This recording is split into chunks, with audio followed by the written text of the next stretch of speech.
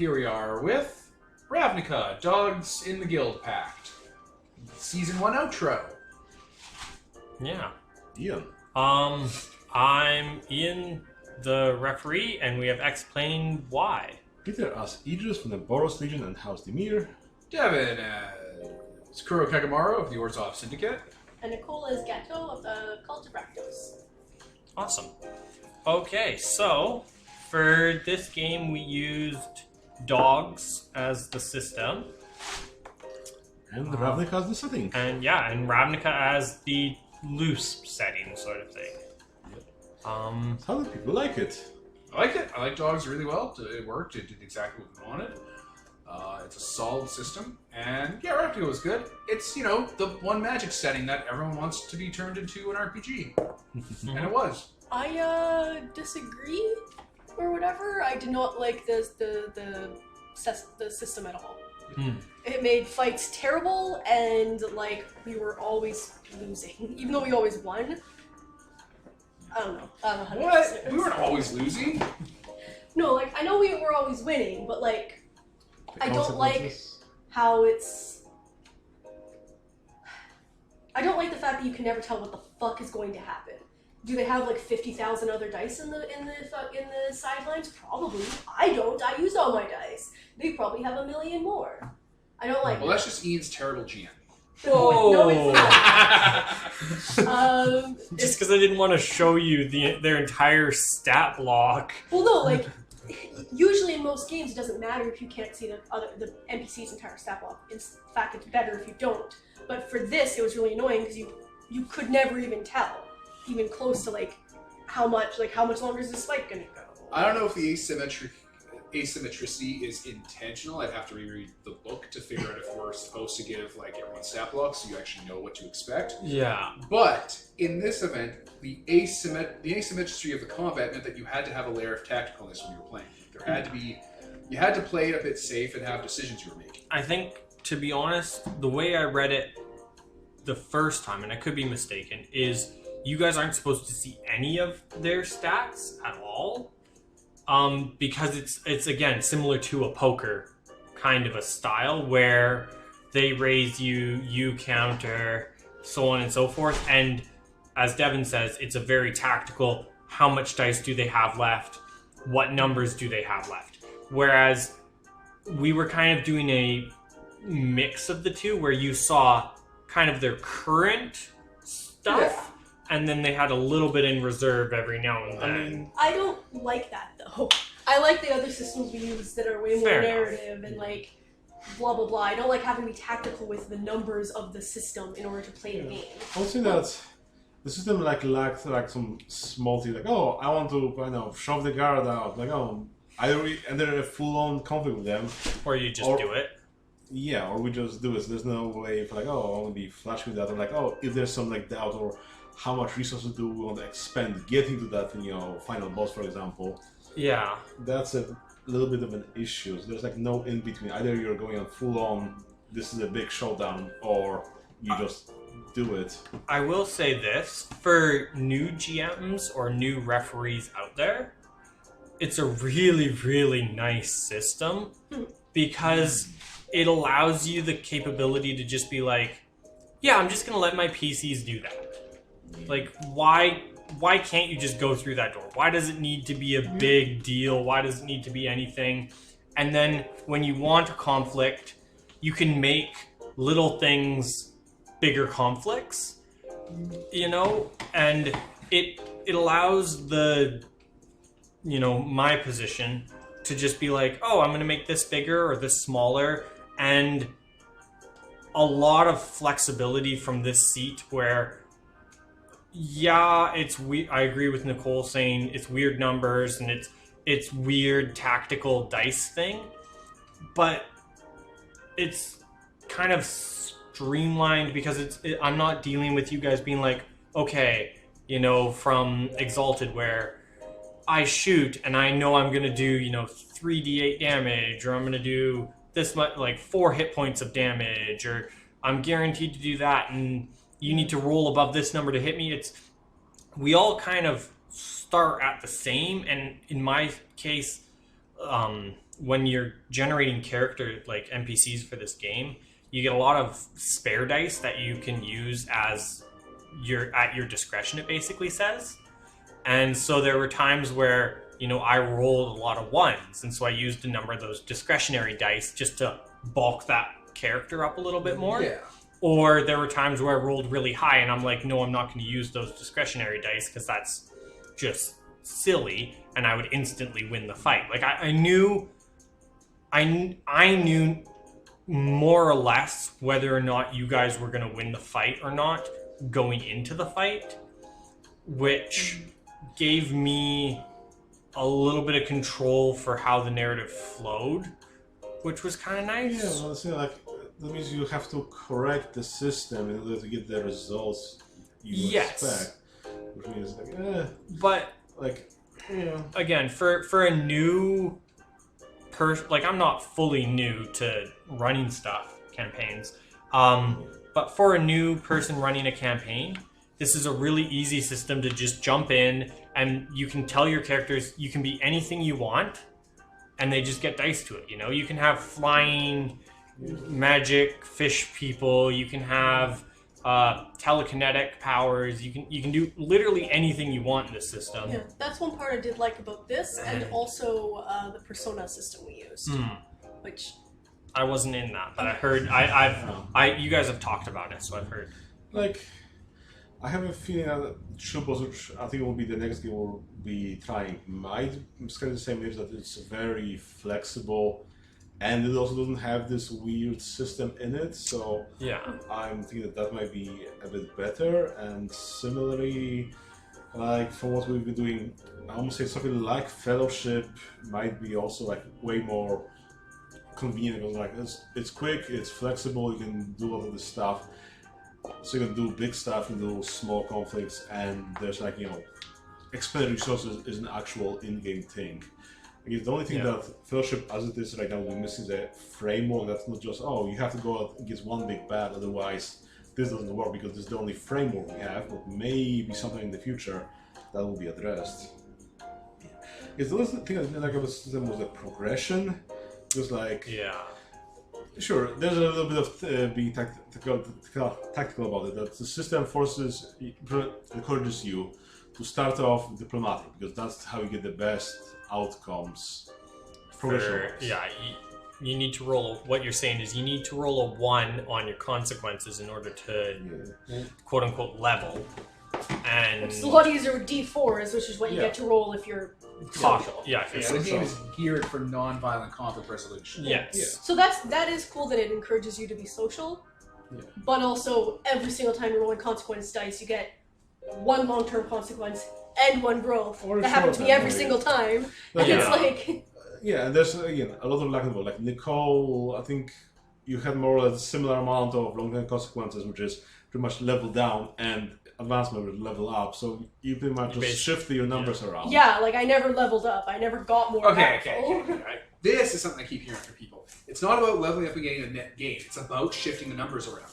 Chubos has kind of the same thing, whereas your characters grow, old things that you don't use as much trail off and get forgotten, and new things get stronger.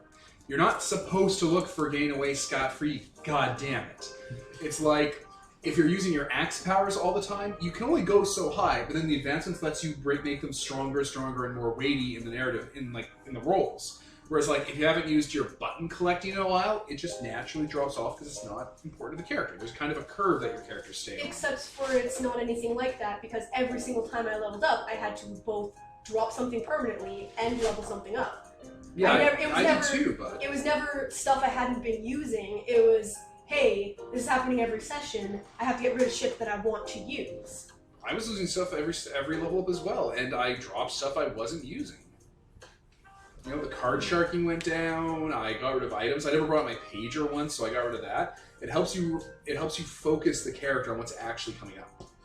Yeah, the menu will be, I guess. It's like, sorry, yeah, you do your thing. I'll tell mine out. It might be like a bit of like when we played, was it Star Trek Adventures, where like your lower level ups are you can get to shift stuff, and then if you save up enough, you get to advance. So it's like you're not sort of like being punished for. Yeah, I you're would- where you are, and the game just lets Yeah. you focus in. The analogy would be screenwriting, where it's like, if you give someone like someone brought this up, where it's like if you have a script handed in and you ask them to cut, 20% of it, it makes for a tighter script. That's what the level up thing does. It lets you cut the fat and focus it on the stuff that matters, and that happens every time you advance.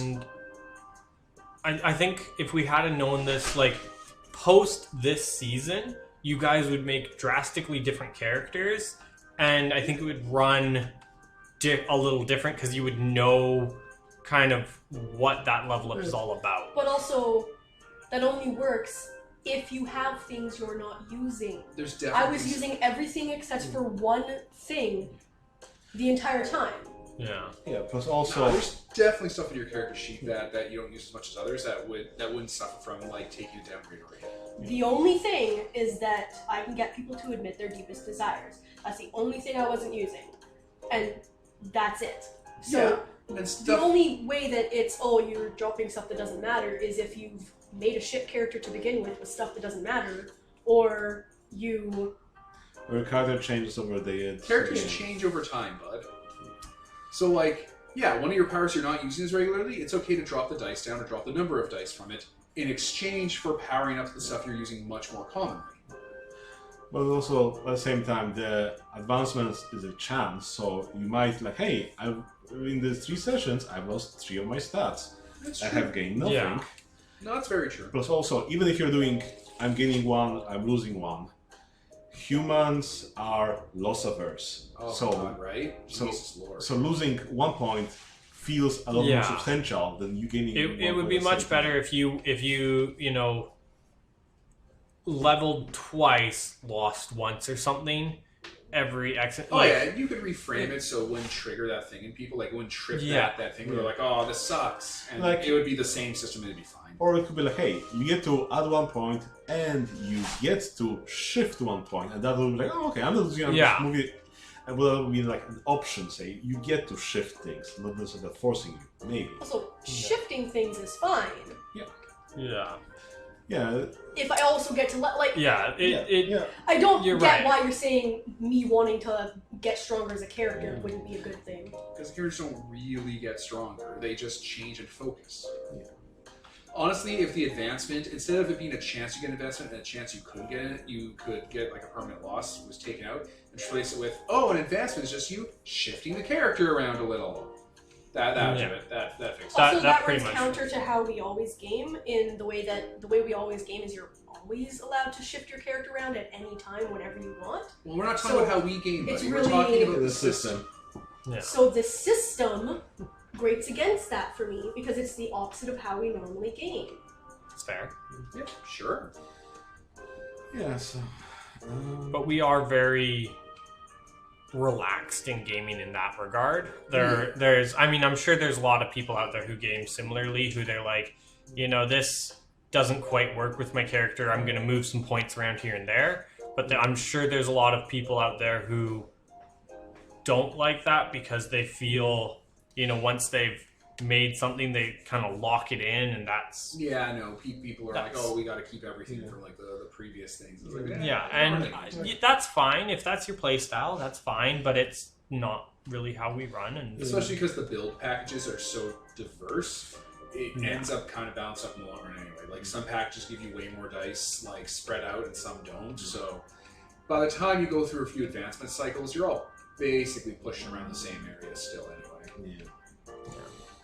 And then Yeah, it- I guess, like, for me, at best, the system, like, doesn't necessarily get in the way of what we're doing, but yeah, from a good system, I expect it to, like, to be helping it us. forward? Yeah, push Yeah. it forward, help us yeah. make the game more interesting, and it being interesting itself. Like, this is at most like, you can do whatever. I'm like, it And doesn't grab me really. see, that's why I think Yeah, that's true. it's- Like that's kind of the new standard too. Like we are so used with systems that just stay out of the way. Okay, so the 3 tiers we keep talking about are systems that get in the way, like Exalted 3rd Edition, like everything published by Onyx Path Publishing and Wizards of the Coast.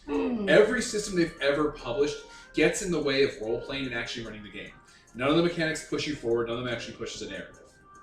And there's that middle tier we've started to get more fun with, where like the system just at a carbon neutral, stays out of our fucking way when we're doing the actual heavy lifting. Godbound's a little bit like that. Godbound Star Wars on numbers stay out of the way. They don't fucking get underfoot. They let us actually run the game we want to run. And they don't trip us up. But, like, I think we're done with that, and we're much more along the lines of, like, Fellowship, where it's like, Fellowship actively pushes us towards the narrative we were playing anyway, and actually makes it more enriching. So, like, we want that. Yeah. And yeah, Dogs, I definitely agree, is in that middle bracket, where it's like, it doesn't get in the way, good for it. And that's why I think it's 40 a good... years of game design. That's why I think it's a good thing for, like, beginners to just kind of... I mean, whip out, play a little bit with it, and Yeah. see, you know, it shows you some, you make up some narrative story, you and your friends have a little bit of fun, and test the waters, how you like gaming, and how you like role-playing. You know, I mean, I'd say that for beginners, Really? it would be an awful system because beginners don't really know what they want, and the system doesn't show them what they want. No, but... Give them, like, I mean, it's better than D&D as a starting point. Yeah. Come on. I'm saying, yeah, Come on. it doesn't tell them what they want, but they can do, and like, I'm talking the beginners who are, you know, we want to go run through a dungeon, and then the, you know, referee is like, okay, there's a dungeon, and then the referee just sets up, you know, 6 rooms in a row Yeah. with different monsters in it, and Or everybody If you runs. follow the battle group plans, Yeah. you give it a large dice pool and you make each room kind of its own dice set. Yeah. Because each room is a different part of the encounter. Exactly. And then you just run through that, and everybody's rolling dice. You're learning, like, I'm talking a very basic beginner. Like, you're learning how to roll dice. You're learning a little bit of strategy of when to use different moves and different attacks. And again, it's really light on the person running it. It's a really simple system to run. It's very... Yeah, and plus even the stuff folded into Dogs, like, gives you a bunch of, like, game primers anyway. Like, they have kits in there for a bunch of different stuff.